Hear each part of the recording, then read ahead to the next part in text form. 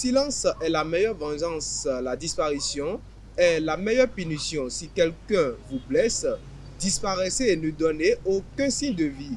Mesdames et messieurs, bonjour à tous, bon réveil matinal et bienvenue sur Fona Souba, votre rendez-vous matinal d'information et de divertissement sur Esaïe Télévision. Très heureux de vous retrouver encore une fois ce jour à suivre d'un instant à l'autre Boulou Info avec Elisabeth Ilaïda au sommet de ce matinal.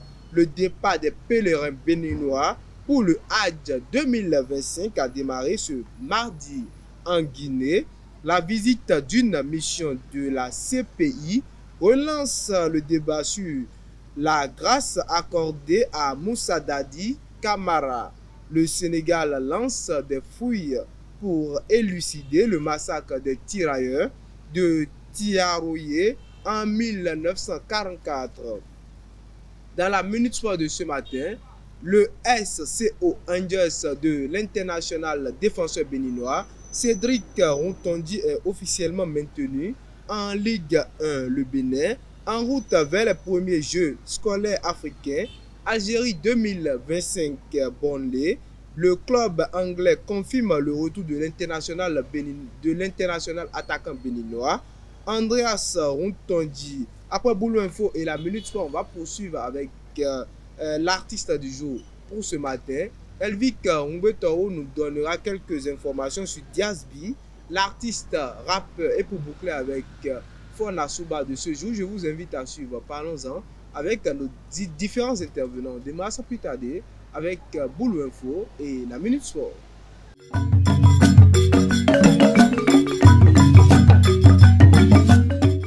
Boulou Info, c'est avec vous, Elisabeth Ilaïda. Bonjour. Bonjour, Médine. Bonjour à toutes et à tous et bienvenue dans Boulou Info. Les premiers pèlerins béninois se sont envolés ce mardi 20 mai pour l'Arabie Saoudite dans le cadre du Hajj 2025. 8 vols sont prévus au total avec un départ échelonné du 20 au 27 mai après la pesée des bagages effectuée la veille. Le gouvernement béninois a confirmé le calendrier pour l'ensemble des candidats. Le tribunal de première instance de Lokossa a condamné ce lundi 19 mai 2025 Paulin Espoir à 30 ans de réclusion criminelle pour l'assassinat prémédité de son cousin à Lalo sur fond de conflit foncier. L'accusé, qui a agi seul après avoir tenté d'impliquer des proches, devra aussi verser 10 millions de francs CFA à la famille de la victime, père de 12 enfants. Un verdict qui marque l'ouverture d'une session criminelle sous le choc des révélations glaçantes autour de ce drame. À l'approche de l'Aïd el-Kébir ou Tabaski, notre rédaction s'est entretenue avec l'imam de la mosquée en eau. Il éclaire les fidèles musulmans sur les types d'animaux recommandés pour le sacrifice ainsi que sur les conditions à respecter pour que ce acte conserve toute sa valeur spirituelle. Il est avec Mouidine Lawani et Sylvie Dédé. Tout musulman doit fêter cette fête, mais ceux à qui ça incombe, c'est-à-dire d'immoler ou bien d'égorger, de faire ce sacrifice, c'est ceux-là qui en ont les moyens. Donc Allah subhanahu wa ta'ala a exempté tous ceux qui n'ont pas de moyens de ce sacrifice-là. Donc c'est une sunna très recommandée. Celui qui en a les moyens et qui ne le fait pas, c'est comme s'il a désobéi à Allah subhanahu wa ta'ala jusqu'au point où le prophète sallallahu alayhi wa sallam a dit: celui qui a les moyens et qui ne le fait pas, qui ne s'approche pas de lieu de prière. Donc c'est une sorte de désobéissance à Allah subhanahu wa ta'ala. Donc si tu as les moyens, il faut le faire. Et il faut le faire, tu peux immoler un mouton, 2, 3. Quand que tu as les moyens, il faut faire beaucoup. Ce n'est pas un seul qui est légiféré. Donc si tu as les moyens, il faut faire beaucoup pour partager ça avec les pauvres, ceux qui n'en ont pas. Et il y en a 4 espèces. Il y en a 4 espèces. D'abord, il y a les moutons, il y a cabri, il y a le bœuf et chamel, c'est-à-dire le chameau. Donc ces 4 espèces, on peut, que ça soit mâle ou femelle, on peut faire sacrifice avec. Mais on ne peut pas faire sacrifice avec des espèces qui les ressemblent. Ouais, comme buffle, on va dire, bon, comme on a dit bœuf, on peut, si on trouve ou bien éléphant ou bien comment dirais les choses qui vont ressembler à ces espèces-là, on ne peut pas faire. Donc ce qui est légiféré, c'est ces 4-là, mâle ou bien femelle, cabri, mouton bœufs et chameaux. Et surtout, il faut veiller à des moutons qu'on prenne. Parce que ce n'est pas toutes sortes de moutons, ou bien de bœufs, ou bien d'animaux, on peut égorger. Il y a des conditions. Donc, et conditions d'âge et aussi conditions de la santé. Vous voyez? Donc, un mouton, au moins, si tu ne trouves pas, il faut 6 mois. Même si tu n'as pas les moyens, il faut que le mouton ait 6 mois. Pour Kabiri, il faut qu'il ait 1 an. 1 an. Et pour le bœuf, il faut 2 ans. Si un bœuf n'atteint pas 2 ans, tu achètes. Vaut mieux si tes moyens atteignent, c'est-à-dire une somme où tu peux prendre un bon mouton. Il faut prendre le mouton, si c'est 1 ou bien 2, que d'aller prendre un bœuf qui n'atteint pas 2 ans, un bœuf qui va ressembler à un mouton. Pour qu'on dise que tu as égorgé le bœuf, certains le font et ce n'est pas bon, ce n'est pas sacrifice. Ils auront la viande, mais ils n'ont pas fait le sacrifice. Ils n'auront pas la récompense du sacrifice. Si c'est chameau, il faut 5 ans. Donc le chameau, il faut 5 ans. Si tu achètes un chameau qui n'atteint pas 5 ans, c'est que ton sacrifice n'est pas accepté. Et aussi, il faut éviter certaines maladies. Un mouton broyé, du moins, ça ne peut pas faire tabasserie, ni boiteux, ni malade d'une maladie manifeste. Ou si on voit en même temps, on sait que ce mouton-là est malade. Vous voyez, ni un mouton très très maigre. C'est-à-dire c'est de la maladie ou pas. C'est-à-dire on voit même les os à travers la peau. Donc c'est genre de maladie.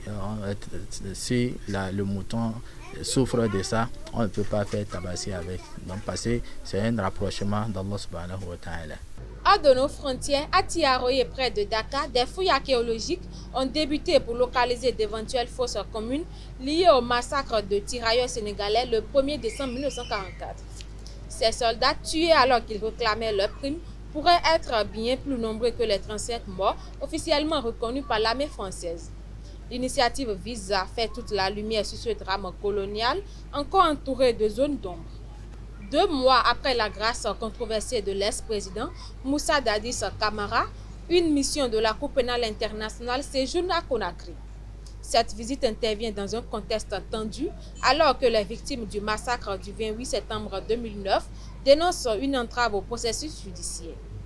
L'OGDH critique aussi une indemnisation jugée partielle et injuste. C'est tout pour Boulot Info de ce matin. Merci de nous avoir suivis. Merci à vous, Elisabeth Iladja, pour l'actualité matinale, chers internautes. La Minute Sport, c'est avec Elvic Ngwetao.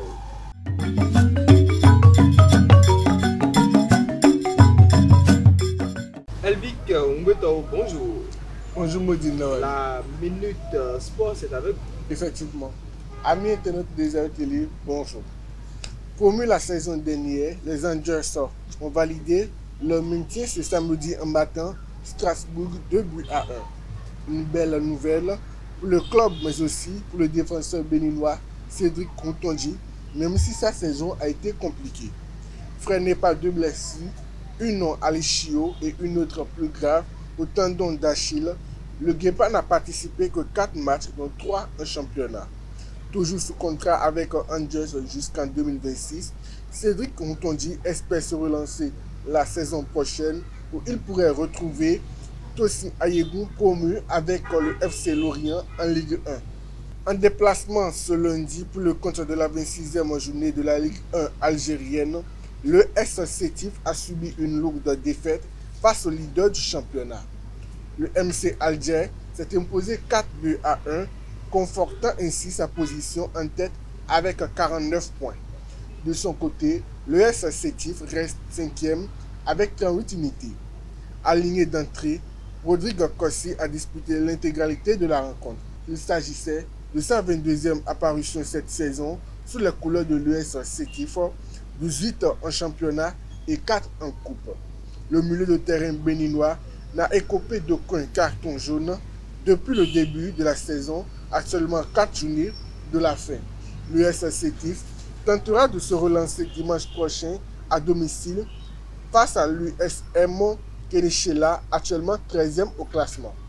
Le directeur général de l'Office béninois du sport scolaire et universitaire OBSE, Victor Soumon Lawin, a pris part du 19 au 20 mai 2025 à Alger à la réunion des chefs de mission en prélude aux premiers Jeux scolaires africains prévus du 26 juillet au 5 août 2025 en Algérie. Pendant 2 jours, les représentants des 54 comités nationaux olympiques d'Afrique ont échangé autour des enjeux, des attentes et des perspectives de cette compétition d'envergure.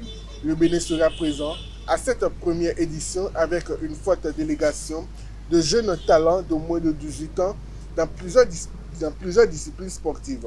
Une belle opportunité pour valoriser le sport scolaire béninois et offrir un cadre d'expression aux athlètes issus de classes sportives. Et pour boucler la Minute Sport prêtée depuis janvier au Standard de Liège en Belgique, Andreas Runtondi va bientôt effectuer son retour à Burnley. Le club anglais a officialisé l'information ce mardi. Le nom de l'international béninois figure sur la liste des joueurs qui effectueront le retour de prêt. Andreas Runtondi est donc conservé par les Clarets et les discussions autour de son avenir s'ouvriront bientôt. Entre rester et se battre pour une place dans l'effectif qui disputera la Première Ligue et envisager un nouveau prêt avec la garantie de temps de jeu, il faudra trancher. C'est tout pour la Minute Sport. Merci à vous, Elvik Umbeto, pour l'actualité sportive de ce matin.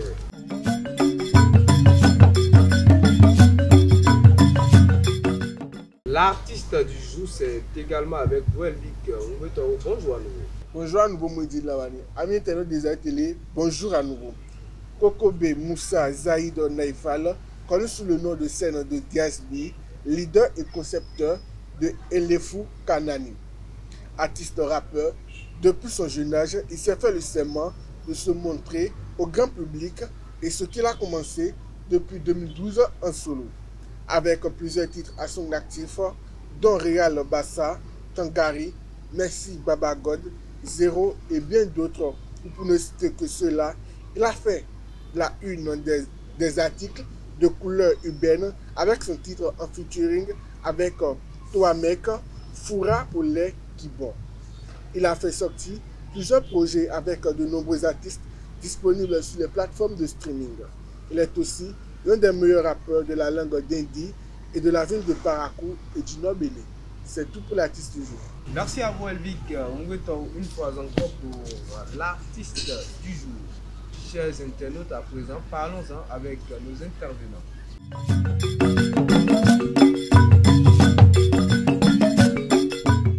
Le féminisme nuit-il à l'équilibre d'un couple? C'est le sujet de Parlons-en de ce matin. Et le débat est avec vous, Elisabeth Iladia. Bonjour. Bonjour à nouveau. Et Elvik Umbeto, bonjour à nouveau. Bonjour à nouveau, Moudi. Alors, Elvik, quand on dit le féminisme, qu'est-ce que ça veut dire pour vous? Quelqu'un qui est féministe. Féministe, d'abord le féminisme. Le féminisme, je pense que c'est un mouvement qui prône la liberté, si on peut le dire, des femmes, qui prône plus l'indépendance des femmes.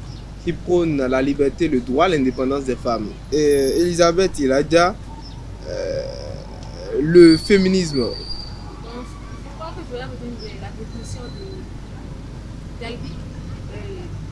Bien que ça connaît les droits des femmes, elle dit que bon, elles peuvent être autonomes, prendre leur propre décision. Pour les féministes, Elisabeth Iladia, c'est les droits de la femme qui doivent primer. Oui, voilà.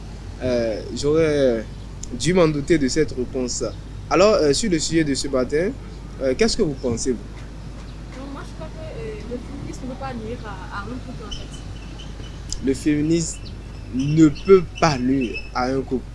Elvik Umbeto, et vous pensez quoi? Je pense aussi contraire à la position d'Elisabeth ce matin. Pour moi, le féminisme, ça peut bel et bien nuire à l'équilibre de couple. Le féminisme peut nuire, le féminisme ne peut pas nuire, Elisabeth.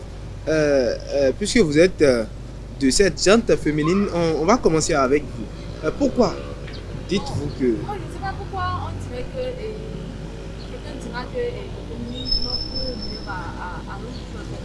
Elle appelle de foyer, non. En réalité, quelqu'un qui défend ses droits, pourquoi toi tu veux voir cette personne d'un mauvais œil, en fait? La personne défend ses droits, pas comme si la personne est contre toi, mais la personne défend ses propres droits, en fait. Donc, en quoi est-ce que le fait de défendre mes droits peut nuire à mon couple? En quoi le fait de défendre ses droits peut nuire à un couple élevé? C'est la question qu'elle a posée.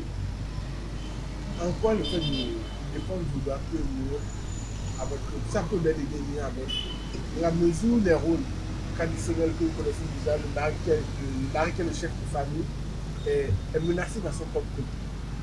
Ça peut nuire au couple. Dans la mesure où l'homme se voit maintenant, il se voit inférieur à sa femme parce que sa femme veut être chef de famille. Vous voyez, sa femme crie féminisme, sa femme crie indépendance, sa femme crie parité, égalité, à tel point que sa femme le dépasse maintenant. Donc vous pensez que lorsque la femme dépasse dans le foyer d'abord, ça ne peut pas nuire à l'équilibre du couple? Est-ce que vous pensez que ce couple va tenir? Même si l'homme ne dit pas beaucoup de choses, il y aura des amis extérieurs qui vont venir forcément, qui vont dire que mais toi en tant qu'homme, pourquoi tu n'agis pas comme homme? Et c'est ça qui souffre beaucoup d'hommes. On va te dire que tu es homme, mais tu n'agis pas comme homme dans ton propre foyer, dans ton propre couple. Donc, à partir de là, déjà, lorsque les rôles traditionnels sont déjà remis en cause, je pense qu'il y a problème. Il y a déjà une situation sur laquelle on doit réfléchir. Donc, le fait de créer féminisme, déjà, ça peut nuire à votre couple si vous ne savez pas. Bon, moi, je ne sais pas trop. En fait, il y a des hommes et des garçons. C'est pas parce que quelqu'un a 30 ans que la personne est forcément un homme, en fait. Parce qu'en réalité, si par exemple, si vous dites que la femme et l'homme est le chef de la famille, en Afrique, tout le monde le sait. C'est pas un truc là, personne ne vous dira le contraire. Mais le problème, c'est que quand vous êtes chef, soyez chef dans le bon sens, en fait.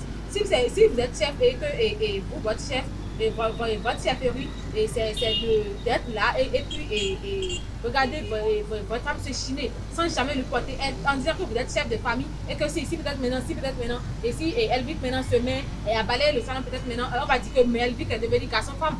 Ou bien Elvic n'est plus un homme dans ce sens. Est-ce que un chef balai, vous l'avez dit vous-même, hein, vous avez accepté que en Afrique on parle de chef, alors les hommes sont des chefs.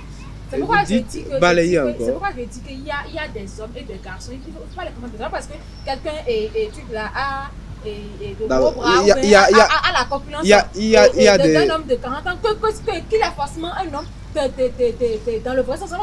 C'est pas parce que vous balayez que balayer ne fait pas de vous des faibles, en fait. Ça veut dire que vous portez assistance à votre petite famille. Il y a les petits chefs et les grands chefs. On s'en fout. En réalité, ce qui compte dans le foyer, c'est la compréhension, en fait, la communication. C'est pas parce que un homme se lève un matin maintenant et puis prend ses enfants et puis se dit que bon, je vais aider mes enfants à prendre leur douche, je vais préparer pour l'école et j'aimerais que ma femme soit pas. C'est pas. Mais la question suivante à vous, est-ce qu'on a vraiment besoin de crier pour ça? Puisque le féministe, c'est celui-là, ça ne se fait pas en privé. Hein. Quand on dit qu'on est féministe, c'est que on veut montrer à tout le monde que voilà, on soutient la cause des femmes. En fait, il y a même des hommes qui sont féministes. Donc le problème qui se pose, c'est que vous devez d'abord connaître le vrai sens du mot, en fait. C'est pas parce que quelqu'un dit qu'il est féministe maintenant que cette personne est automatiquement contre les hommes, en fait. Non, cette personne défend les droits des femmes et veut que les femmes ne soient plus vues comme truc là, des choses, en fait. Veut que les hommes ne choisissent plus les femmes. Il y a d'autres. Plus vu comme des choses. Elisabeth a dit qu'il n'y a pas que les femmes qui défendent leurs droits, il y a des hommes féministes. Qu'est-ce que vous pensez de ces gens de personnes? Je pense qu'il y a des mots que je ne dois pas sortir ce matin de peur d'être ennemi de certaines personnes. Je ne refuse pas à un homme d'être féministe. Mais si tu es féministe, ça va jusqu'à quel point tu es féministe là. Parce que c'est dans le féminisme que excusez-moi, c'est dans le féminisme que les glissants aujourd'hui, qui se dit elle a écrit féministe, et vous allez voir qu'on se bat avec les féministes. Ben il y a des hommes qui sont... Oui, on va dire qu'il y a des hommes qui crient, qui sont des féministes et qui ne tournent pas avec le mot sexualité. D'abord, moi, je ne refuse pas le fait d'être féministe, mais il faut savoir jusqu'à quel point il faut crier féminisme là. faut savoir jusqu'à... Parce que toute chose, nous savons, a des limites. Toute chose a des limites. Est-ce que vous ne pensez pas, Elvic Ngwetoro, il faut savoir où t'arrêter, en fait. Elvic, est-ce que vous ne pensez pas que ces hommes-là qui crient le féminisme ont des intérêts à gagner peut-être? Peut-être que c'est parce que c'est une association de femmes et j'ai, je sais pas, des revenus. Je pense que vous avez raison, Moudi. C'est parce qu'ils sont dans des organisations, peut-être dans des ONG, et ils le font parce qu'ils doivent le faire pour gagner de l'argent. Ils le font parce qu'ils savent qu'il y a leurs intérêts en jeu. Ils sont obligés de crier féminisme. Sinon, moi, je ne refuse pas le fait d'être féministe ou pas. Moi, je refuse pas. Peut-être pas gagner de l'argent, forcément, gagner en visibilité. Non, Il y a gagner en visibilité. Mais il faut, Isabelle, Je ne sais pas depuis longtemps. comprenez-moi, j'ai dit, je ne refuse pas d'être féministe. Je ne refuse pas un homme d'être féministe ou pas. Mais il faut connaître les limites Du féminisme. Oui, je suis un peu le dire, c'est un courant d'idée. Il faut connaître les limites de ce courant d'idée. Il ne faut pas créer féministe. J'ai compris cette parenthèse-là. En fait, en réalité, si vous dites que les hommes qui se disent féministes aussi ont des intérêts à gagner, c'est parce que vous avez un mauvais cœur. Vous deux, je n'exclus personne. Non, arrêtez, parce que c'est moi qui a d'abord dit que c'est peut-être parce que il y a des revenus. En réalité, il y a d'autres personnes. Il y a des quoi il y a des revenus, il y a des choses à gagner. Il y a des personnes qui n'ont pas vraiment d'intérêt. C'est parce qu'en réalité, ces hommes ont peut-être des soeurs. Peut-être que ces hommes ont 4, 5 soeurs. Ou soit ces hommes ont grandi peut-être dans une famille où la femme n'est pas vraiment valorisée. Et puis maintenant, ces hommes se disent que moi, mes filles ne subiront pas ça. Donc je dois défendre le droit des femmes. Donc en réalité, je crois que si vous dites que c'est parce qu'ils ont vraiment forcément un intérêt personnel à gagner, ça va, vous avez Elisabeth, je ne suis pas contre vous. Je ne suis pas contre le féminisme. Contrairement à Elvic, je ne suis pas dans le débat. Je vous corrige, je ne suis pas là pour donner des arguments contre vous. Non, je n'ai pas avancé un argument. Est-ce que, j'ai dit, est-ce que c'est une façon de poser des questions? Pour les poler, en fait, c'est comme si vous voulez faire sortir les mots de la bouche d'Elvic, en fait. Mais c'est vous, ce sont vos mots, en fait. C'est mon rôle en tant qu'arbitre. Vous avez dit tout à l'heure que j'accepte et ce mauvais peut rester. Mais vous savez, lorsqu'on parle de féminisme dans le couple, d'abord, il y a aussi les finances qui sont en jeu. Parce que la femme, elle dit que féministe, et elle ne commence pas à gagner que l'homme, elle ne commence pas à dépenser. On ne refuse pas que la femme apporte son aide dans le couple, on ne refuse pas. Est-ce que vous voulez dépenser pour que votre mari dans le couple? Vous, sincèrement. Mais si je gagne plus que lui, si par exemple, si son salaire est inférieur au mien, mais pourquoi, et que c'est un bon mari peut-être par exemple, mais je peux dépenser plus que lui, pour qu'il économise un peu. C'est ce que je dis. Déjà, lorsque tu dépenses plus que ton mari dans le couple, il ne faut pas vous le dire, mais l'homme va se sentir inutile. Mais c'est pour l'aider. C'est pour l'aider, Elisabeth. Mais comme vous le dites souvent, vous savez, les hommes ont leur ego. Chacun a son ego. Il va se sentir inutile dans le couple, il ne va pas te le dire. Mais ça viendra après. Il y a les valeurs, beaucoup de valeurs du couple qui vont se détériorer au fur et à mesure que le temps passe. Parce que vous criez féministe, parce que vous voulez faire que votre mari. Je vous arrête, Elisabeth et Elvic. Répondez à ma question, Elisabeth. Imaginons un peu le monde. Si la femme décide, comme ça se fait déjà, la femme féministe, elle lutte pour son droit, l'homme lutte pour son droit, les enfants se décident de lever, lutter pour leurs droits, les adultes luttent pour leurs droits, et tout le monde, chacun crie, voilà, chacun avec son mouvement. En fait, qu'est-ce que le monde va devenir? Si chacun lutte pour son droit, c'est peut-être parce que d'abord, les droits ne sont pas d'abord valorisés. C'est-à-dire que j'ai peut-être le droit à la liberté, mais puisque je suis mariée maintenant, je n'ai plus ce droit en fait. C'est pourquoi je lutte pour mon droit. Donc si chacun lutte pour son droit, je ne crois pas qu'il y ait un mal là. Tant que je ne veux pas du mal à l'autre, je lutte pour mon propre droit. Est-ce que vous ne pensez pas que l'homme également est parfois menacé et il doit lutter, il mérite de lutter pour son droit? Mais si, je sais pas, je vous dis que chacun lutte pour son droit. Il y a même des organisations pour les hommes. C'est parce qu'en réalité, c'est parce qu'en réalité, vous avez tellement d'égo que quand vous avez un truc là, et que quand vous avez des problèmes, vous n'avez pas sorti exposer ça en fait. C'est comme un homme qui subit des violences conjugales par exemple. Mais parce qu'il se dit que si je dis ça, ils vont se moquer de moi. Mais tu vas mourir pour rien. Tu te dis qu'ils vont se moquer de moi, ils vont dire que je suis faible. Mais c'est pas parce que tu es faible. C'est pas parce que ta femme est plus forte que toi. Et puis tu dois exposer ces problèmes-là. Et puis vous croyez que quand un homme dira que bon, ma femme me bat automatiquement, il est faible. On va lui croire.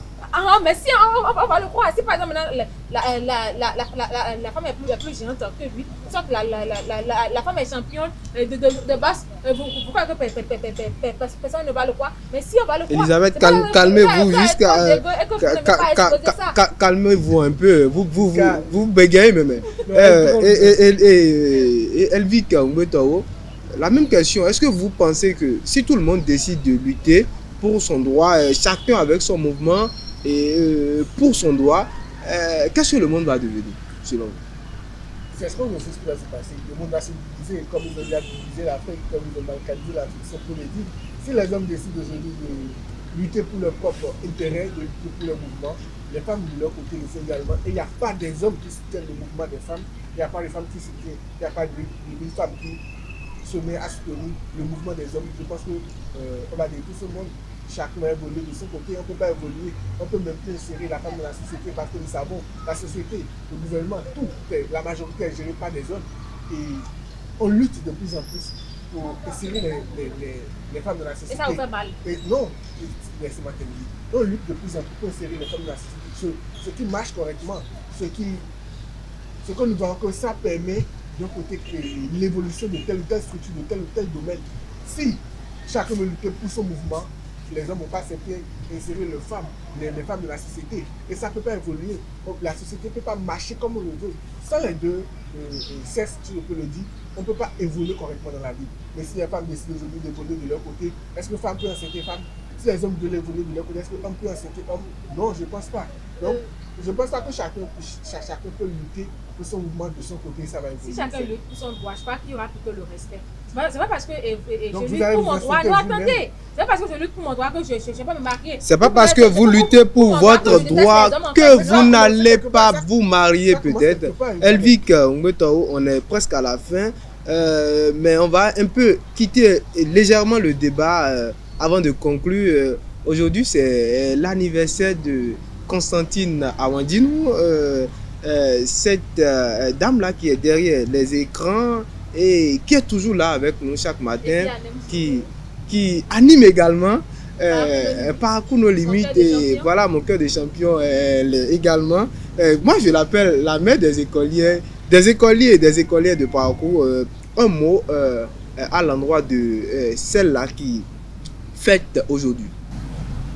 Constantine Awandjinou, c'est notre réalisatrice, c'est notre grande soeur, c'est notre mère aussi parce qu'elle est plus âgée que nous tous ici. Donc, même la plus petite des femmes, c'est une mère quand même. Oui, c'est une mère, mais elle est notre mère, elle est notre grande soeur, elle est tout pour nous. Donc, je lui souhaite, je ne veux pas dire que je lui souhaite de l'argent ou quelque chose, je lui souhaite la force, la longévité pour qu'elle reste à côté de nous, pour qu'elle puisse nous donner plus de conseils, de soutenir, qu'elle puisse toujours nous mener sur la bonne voie et toutes les bonnes choses qu'elle veut, je lui souhaite cela. Joyeux anniversaire à Constantine Awandjinou. Joyeux anniversaire à Constantine Awandjinou. Elisabeth Iladia, un mot pour cette dame-là. Bon, comme moi, je l'appelle affectueusement Dada, alors je lui souhaite un joyeux anniversaire et surtout la force de plus nous soutenir. Parce qu'en réalité, bon, on a des comportements qui ne peuvent pas parfois. Donc, et la force de nous soutenir, et puis la santé, beaucoup d'argent, et puis en tout cas que les bénédictions soient. Et joyeux anniversaire. Joyeux anniversaire. Constantine, j'ai envie d'être à votre place ce matin. Elvic a souhaité son joyeux anniversaire. Elisabeth a souhaité son joyeux anniversaire et je passe par ce canal pour souhaiter, en tant que représentant peut-être de la rédaction, je vous souhaite également un joyeux anniversaire, un an de plus, et je vous souhaite tous vos voeux. Et voilà, je vois Abel s'agiter là-bas également. Abel le fait également comme moi. Et le chef matériel, sans beaucoup bavarder, lui-même il souhaite son joyeux anniversaire. Et en gros, tout le monde souhaite joyeux anniversaire à Constantine Awandi. Nos chers internautes, il ne faut pas manquer également de le faire aussi, puisque cette belle dame, elle fait un peu pour non seulement la rédaction des Ayotte Télévision, mais pour cette ville de Parakou. Si vous ne me croyez pas, allez suivre ces émissions.